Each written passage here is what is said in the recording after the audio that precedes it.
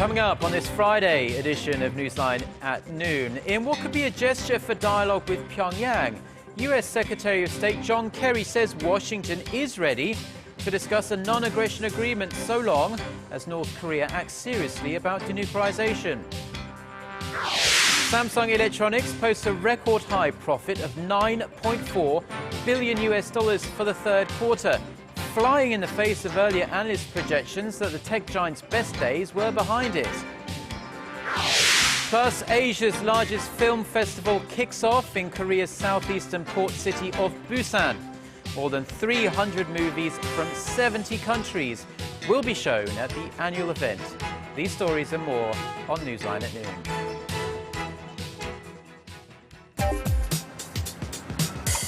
Where's the best place for bibimbap? Les Jeux Olympiques d'hiver se dérouleront-ils à Pyeongchang? هل أنتم حقاً سابع أكبر مصدر في العالم؟ この歌手は誰ですか？你好，最近哪部电视剧的人气最旺？ Korea is attracting interest from around the world. The more you know, the more you want to know. Dynamic Korea.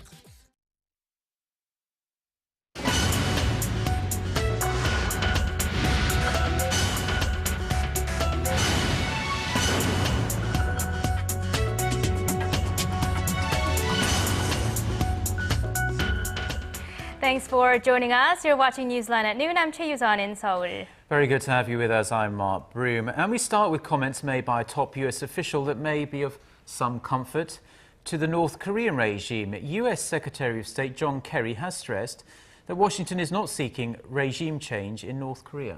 Speaking to reporters in Tokyo Thursday, Kerry said the U.S. is ready to discuss North Korea's concerns about its security if it shows through actions its willingness towards denuclearization. Kim Hyun-bin reports. Secretary of State Kerry has said the U.S. is willing to negotiate a non-aggression agreement with North Korea if the reclusive nation is serious about ending its nuclear weapons program. Speaking at a joint press conference in Tokyo Thursday, Kerry said the U.S. was prepared to have a peaceful relationship with North Korea and was not engaged in regime change. He also said Washington would be willing to sign a non-aggression agreement if Pyongyang denuclearizes and engages in legitimate negotiations to achieve that end. The U.S. has long maintained that North Korea needs to show its seriousness with actions, not rhetoric. But Kerry was making a conciliatory gesture by addressing North Korea's claim that its nuclear program is aimed at countering what it describes as threats of a U.S. attack. Kerry, a longtime U.S. senator who has dealt mostly with foreign affairs, is known to be an advocate for a diplomatic solution to the North Korean nuclear issue. Recently, Pyongyang offered to resume talks with Washington, but U.S. officials turned it down, questioning the regime's intentions. Kerry also mentioned that China has been an important partner in dealing with the North Korea issue. China has been on the forefront of efforts to reopen the long-stalled six-party talks regarding Pyongyang's nuclear program, which includes South Korea, Japan, and Russia. Kim Hyun-bin, Arirang News. The U.S. and Japan have agreed to expand their security alliance by rewriting their defense cooperation guidelines. The guidelines are to include Washington's support for Tokyo's right to collective self-defense. China's state-run media reacted to the plan with concern, warning that this puts the alliance on a dangerous path. Kim Ji-yeon has more. The United States and Japan agreed to broaden their security alliance when their foreign and defense ministers met in Tokyo on Thursday. After the meeting, the ministers issued a joint statement calling for the construction of a new missile defense radar system in Japan and the deployment of U.S. drone aircraft. In particular, the agreement implies U.S. support for the exercise of Japan's right to collective self-defense. Prime Minister Shinzo Abe has previously proposed changing the interpretation of the nation's constitution to allow Japan to launch a counterattack if an ally is attacked.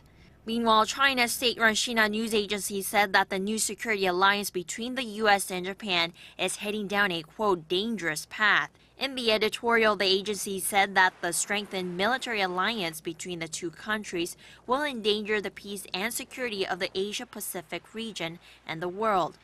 U.S. Secretary of Defense Chuck Hagel reiterated on Thursday that the disputed islands in the East China Sea, called Senkaku in Japan and Diaoyu in China, are administered by Japan and would therefore be covered by the U.S.-Japan Security Treaty. This means that the U.S. could aid Japanese forces if the disputed islands came under attack. The two nations agreed to complete drawing up a new defense guideline in 2014. Kim Ji-yeon, Arirang News. Japan's top diplomat has told Washington that Tokyo has done all it could to resolve its conflicts over history with Seoul. During a meeting with his U.S. counterpart on Thursday, Japanese Foreign Minister Fumio Kishida said that Japan regards its relationship with Korea as extremely important and claimed that it has put on maximum effort to resolve the historical issue. The remarks follow recent comments by Korean President Park Geun-hye criticizing Japanese leaders for their anachronistic comments on Japan's historical wrongdoing. Washington has been pressing Tokyo to improve its bilateral ties with Seoul. Meanwhile, South Korean women who were forced into sexual slavery during Japan's colonial rule of Korea are set to offer their testimony in court for the first time this afternoon. President Park Geun-hye embarks on an 8-day trip to Indonesia and Brunei on Sunday to attend a series of summit meetings of Asia-Pacific and Southeast Asian nations. The president will make a state visit to Indonesia after seeking stronger regional ties with the annual meetings of APEC and ASEAN nations. Our presidential correspondent Oh Jin-ju has the details. President Park's first destination in her trip to the Southeast Asian region will be Bali, Indonesia. On Monday and Tuesday, President Park will take part in the Asia-Pacific Economic Cooperation, or APEC Summit, where she will discuss ways to achieve sustainable growth and promote the connectivity of transportation, regulations, and personnel in the region. The president will then fly over to Bandar Seri Begawan, Brunei, to take part in the Korea-ASEAN, ASEAN+3, and East Asia summits. There, President Park is expected to seek ways to further strengthen economic cooperation with 10 ASEAN member countries. ASEAN has become Korea's key economic partner as the second largest market in bilateral trade for Korea and the biggest market for Korean investment. During the East Asia Summit on Thursday, the leaders of 18 countries, including ASEAN+3 countries, Australia, New Zealand, India, the U.S., and Russia, will discuss ways to work together in countering global issues such as climate change and natural disasters. Now, on the sidelines of these multilateral summits in Bali and Bandar Seri Begawan, President Park is expected to hold bilateral talks with some of the leaders. However, the final list of who she will meet has yet to be confirmed. President Park will arrive in Jakarta, Indonesia on Thursday evening for a 3-day state visit. On Saturday, President Park is scheduled to hold a bilateral summit with Indonesian President Susilo Bambang Yudhoyono and seek ways to strengthen and expand the two countries' cooperation in future industries, including energy, environment, and forestry. This year marks the 40th anniversary since the two countries established diplomatic ties. The presidential office of Chang Won-ha said that President Park's state visit to Indonesia reflects her economic emphasis on the ASEAN region, which has emerged as a so-called post-BRICS bloc and falls in line with her push for sales diplomacy. Oh Jin-ju, Arirang News. Now to the political scandal that refuses to go away. Prosecutors investigating the missing 2007 Inter-Korean summit transcripts will summon dozens of former President Roh Moo-hyun's key aides from Monday. Earlier this week, the prosecution concluded that the transcript does not exist at the National Archives. Our political correspondent Kim Yeon-ji reports. Former Presidential Secretary for Security Affairs Cho Myung-kyun attended the 2007 Inter-Korean Summit and recorded the conversation between South Korean President Roh Moo-hyun and then North Korean leader Kim Jong-il. Cho reportedly told prosecutors in February that President Roh asked him to delete the summit minutes from the EG-1 electronic archive system used at the presidential office at the time. He added that Roh had wanted to transfer the transcript to the National Intelligence Service so the next administration could easily access it. But he didn't want it going to the National Archives, where records remain confidential for up to 30 years. Earlier this week, prosecutors said they discovered traces of the original transcript that had been registered but deleted from a duplicate of the EG1 system President No took with him. However, prosecutors also found an edited version of the transcript saved in the EG1 duplicate, which they say is virtually identical to the copy the National Intelligence Service has. From next Monday, prosecutors will summon and question President No's former aides on why the transcript had not been transferred to the Central Archives, but an edited transcript was transferred to the spy agency. Lawmaker Moon Jae-in of the main opposition Democratic Party, who served as President No's chief of staff, could also be summoned. In June, the spy agency disclosed its version of the summit transcript, stoking political row over whether President No had made remarks about nullifying the Northern Limit Line, a western sea border with North Korea, during his talks with Kim Jong-il. Moon at the time demanded they look at the transcript kept at the National Archives and vowed to stake his political life on President No never having made such comments. Kim Hyun-ji, Arirang News. The Korea Electric Power Corporation is speeding up its construction of a controversial high-voltage transmission towers in Arirang, South Gyeongsang Province, despite strong opposition from local residents. Around 1,000 police officers have been guarding the construction site since Thursday. The swell of local opposition to the towers means KEPCO workers are expected to lay the groundwork and deliver construction materials by helicopter. Residents have been staging protests at the site and demanding KEPCO find an alternative measure to building the electric towers. They say the towers will affect the environment and public health. 11 protesters were arrested by local police on Wednesday on charges of business obstruction. Korea's foreign exchange reserves hit an all-time high in September, renewing the record set just 1 month earlier. The Bank of Korea says the country's foreign exchange holdings stood at $336.9 billion in September, up $5.8 billion from August. The jump marks the largest monthly gain since October of 2011. Central bank officials say a weak dollar helped expand the reserves as it raised the dollar conversion value of non-dollar assets. The reserves act as a buffer for Korea at a time of financial crisis when emerging countries may suffer from foreign capital flight and currency depreciation. Korean tech giant Samsung Electronics has posted a record profit of $9.4 billion for the third quarter of this year, surpassing market expectations. Our Hwang Ji-hye has the details. The world's top maker of smartphones, Samsung Electronics, has beat market expectations of a slowing smartphone market. The tech giant estimated on Friday that its quarterly operating profit was a record 10.1 trillion won, or roughly $9.5 billion in the third quarter of this year. This is a 25% rise from the roughly $7.5 billion recorded in the same period a year ago.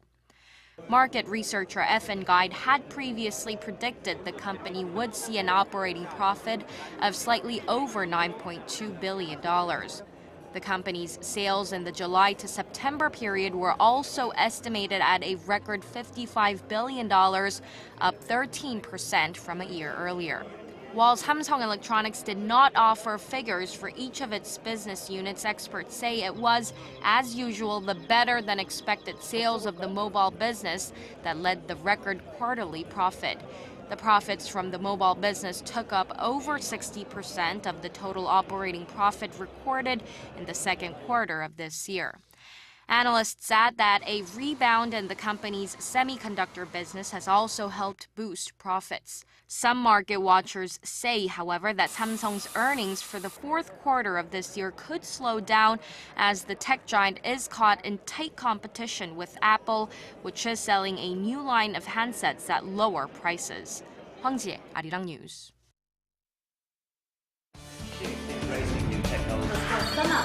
For your fill of Korean and international news. Join Chae Yu-sun and Mark Broom every weekday at lunchtime. Newsline at noon. Plenary session this Wednesday and vote on the government restructuring bills. Economic policymakers around the globe are calling on U.S. lawmakers to act urgently to raise the U.S. debt limit to avoid chaos on financial markets. IMF head Christine Lagarde says failure to act quickly could cause another crash. Our Kim Min-ji has the details. The head of the International Monetary Fund, Christine Lagarde, warned Thursday the failure to raise the U.S. debt ceiling would pose a greater threat to the global economy than the current government shutdown. Speaking ahead of the annual World Bank and IMF meetings in Washington next week, Lagarde said that it is mission critical to resolve the issue as soon as possible and that the U.S. government needs to fix its finances for the long term. Unless the debt limit is raised, Washington will run out of cash to pay its bills on October 17th, which the U.S. Treasury claims could lead to a financial crisis as bad as 2008 or even worse. The government shutdown is the result of a budget standoff between U.S. President Barack Obama and Congress. Stretching into its fourth day, the shutdown has left more than 700,000 federal employees on unpaid leave and closed national parks, office buildings, and government websites. Top policymakers of the U.S. and international financial institutions have also voiced their concerns that a failure to raise the debt ceiling would bring catastrophic consequences for the global economy. Officials fear that not raising the debt limit could bring about a shock on Wall Street and a surge in borrowing costs for businesses and households. Meanwhile, House Speaker John Boehner has reportedly told his Republican colleagues that he will not allow the U.S. to default on its debt, and he is willing to do all that he can to avoid it. One U.S. lawmaker who spoke to the New York Times on condition of anonymity said that Boehner was willing to pass a debt limit increase despite opposition by conservative Republicans. Kim Min-ji, Arirang News. A woman was killed Thursday after a bizarre car chase across Washington, D.C., which started when she tried to ram through White House security barricades. 2 police officers were also injured in the incident, which police say was a singular isolated matter with no link to terrorism. A 1-year-old girl was taken from the car by officers and is now in protective custody. All government buildings around Capitol Hill were on lockdown for around 30 minutes after the first reports of gunshots came through. And law enforcement sources now say the deceased suspect has been identified as 34-year-old Miriam Carey of Stamford, Connecticut. Carey is said to have had a history of mental health issues. UN investigators in Syria to dismantle the Assad regime's stockpile of chemical weapons say there has been encouraging initial progress from their talks with Syrian officials. In a statement Thursday, the UN said the documents handed over by the Syrian government looked promising, but that there still needs to be more analysis of technical diagrams and that questions remain to be answered. Starting next week, the team consisting of experts from the Organization for the Prohibition of Chemical Weapons plan to start on-site inspections and disabling of equipment. The UN probe comes after the U.S. and Russia brokered a deal to see the Syrian government's chemical arms eliminated by mid-2014. Turning now to one of the worst disasters ever witnessed in the busy Mediterranean passage between Africa and Europe. At least 114 African migrants have died and around 200 more are missing after a crowded boat carrying them from Libya to Italy caught fire and sank. Our Son Jung-in reports. A ship heading toward the Italian island of Lampedusa sank just 1 kilometer offshore on Thursday. The ship was carrying a group of African migrants from Tripoli seeking a better life in Europe. Italian officials say at least 114 people have died and scores more are missing after the overcrowded fishing boat caught fire following an engine failure and sank. Around 500 people were believed to be on board, including 30 children and 3 pregnant women. Once the fire started, there was a concern about the boat sinking, and everyone moved to one side, causing the boat to go down. And hundreds of people on board went into the water. The disaster happened just 4 days after 13 people drowned off eastern Sicily when a ship carrying around 450 Syrians ran aground, forcing some 200 people on board to swim to the coast. The rising global phenomenon of people from Africa and the Middle East trying to reach Europe via Italy is a growing concern, as most of the ships are often dangerously overcrowded. Pope Francis offered his condolences to the victims and their families and said he felt great pain for the many victims of the latest tragic shipwreck. He called on international organizations to come up with a solution to help prospective migrants find safer places to stay. 손정인, Arirang News. Now, on a more positive note, Asia's largest film festival, the Busan International Film Festival, kicked off on Thursday evening with a grand opening ceremony. Our cultural correspondent Park Ji-won reports from Busan. Dozens of Korean and international movie stars, filmmakers or celebrities graced the red carpet on Thursday evening and were greeted by thousands of cheering fans at the opening ceremony of the 18th Busan International Film Festival. The opening ceremony started at 7 p.m. Korea time at the Busan Cinema Center near Haeundae Beach. This year's opening film is the Bhutanese film Vara, a Blessing, that tells a story of dance, belief, and devotion. Tickets for the film sold out in just 43 seconds online.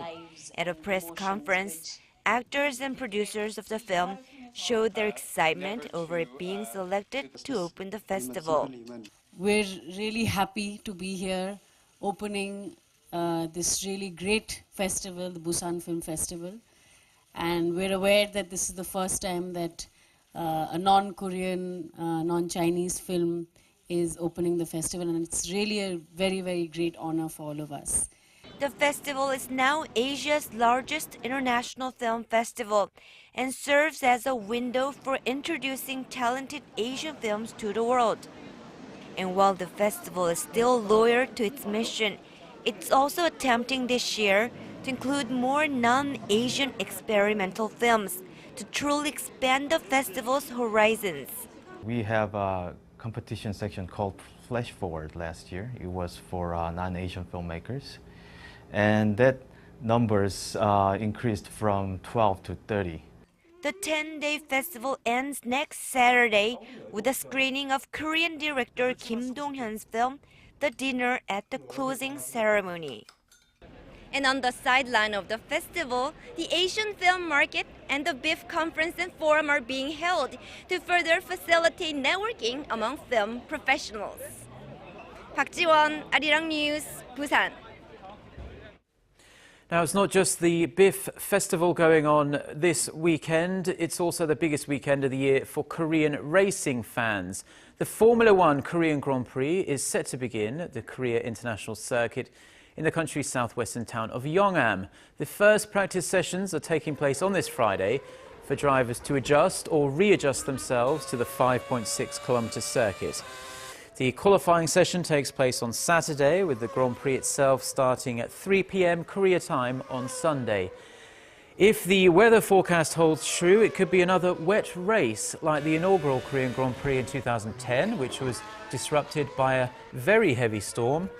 All eyes are on whether hot favourite Sebastian Vettel of Red Bull can take a massive step towards yet another championship with a win on Sunday. Let's now connect to our Lee Ji-yeon, standing at the Weather Center for the latest outlook on the weather. Good afternoon to you, Ji-yeon. Happy Friday, guys. Now, isn't this weekend full of events and festivals across the nation? And what excites me the most is tomorrow's International Firework Festival at the Han River Park on Yeouido. Yes, well, I wish I could go to the Korean Grand Prix more than the firework festival, but I'm sure a lot of people will be there for that big event in Yeouido. Right, and I hope the weather will cooperate. How are things looking there, Ji-yeon? The weather is looking fantastic for the festival tomorrow, and it's expected about 1 million people will go to the event, which will take place from 7:30 to 9:30 p.m. So we should get there early to get a good spot. And Yeouido will be close to traffic, so will need to use public transportation to get there. So please keep this in mind. And it will feel warmer this afternoon than yesterday as daytime highs are about 1 to 3 degrees higher today. And as we can see, there are hardly any clouds in our peninsula thanks to the high pressure system situated in the east. It's bringing sunny skies to the nation and it's likely to linger throughout the day. And tomorrow we're expecting another incredibly beautiful weather. Daytime highs will be even higher with Seoul seeing its temperature rise to 27 degrees Celsius. So it will be a perfect day to go outside and check out some of the fireworks and all the other events happening around the nation on the weekend. But we do have rain in the forecast for Busan and Jeju on Sunday, but it will be fairly light. With that, it's time to take a look at today's readings. Now, Seoul and Busan will peak out at 25, while Daegu and Gwangju peaks at 26. Now, let's see how other regions are looking. It looks like Jeju and Daejeon will peak at 24 and 25, while Mount Kumgang stays a bit breezier at 14. Now, that's all for Korea, and here's the global forecast for viewers around the world.